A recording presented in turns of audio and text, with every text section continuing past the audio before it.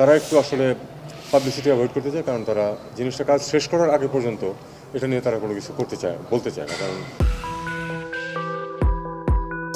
ছাত্র জনতার নজিরবিহীন গণ অভ্যুত্থানে গত 5ই আগস্ট দেশ ছেড়ে ভারতে আশ্রয় নেন শেখ হাসিনা। আজ শুক্রবার থেকে অবৈধভাবে ভারতে থাকতে পারবেন তিনি। এমন পরিস্থিতিতে প্রশ্ন উঠেছে, এখন কি করবেন শেখ হাসিনা? জানা গেছে, কূটনৈতিক পাসপোর্টে শেখ হাসিনার ভারতে 45 দিন থাকতে পারার মেয়াদ পূর্ণ হয়েছে গতকাল 19 সেপ্টেম্বর। ফলে এখন কোন রাজনৈতিক এবং বিভিন্ন মহলে প্রশ্ন উঠেছে, শুক্রবার থেকে শেখ হাসিনা কোন আইনের বলে ভারতে থাকবেন।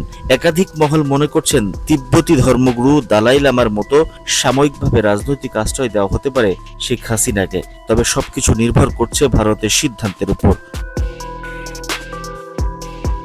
সম্প্রতি ভারতের সংবাদ মাধ্যমে জি নিউজের প্রতিবেদনে বলা হয়েছে, মঙ্গলবার ভারতের পররাষ্ট্র মন্ত্রণালয়ের এক মুখপাত্র জানিয়েছেন, কূটনৈতিক পাসপোর্টে শেখ হাসিনার ভারতে থাকার মেয়াদ শেষ হলেও তাকে বাংলাদেশের হাতে তুলে দেওয়ার সম্ভাবনা নেই।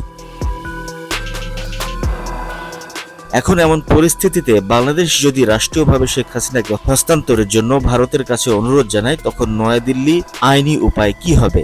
দেখুন, সব কিছুই শুধু আইন দিয়ে চলে না। অনেকেই তো মার্কিন যুক্তরাষ্ট্রে গিয়ে 2 বছর থেকে আসছে, তাদের কি 45 দিনের মধ্যে কি তাদের কাগজ সব শেষ হয়ে গেছিল? হয় নাই।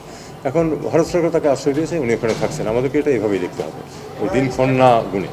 এর ভিতর গণহত্যা ও মানবতা বিরোধী অপরাধের বিচার শুরু হলে সাবেক প্রধানমন্ত্রী শেখ হাসিনাকে ফেরত চাওয়া হবে বলে জানিয়েছেন আইন উপদেষ্টা ডক্টর আসিফ নজরুল।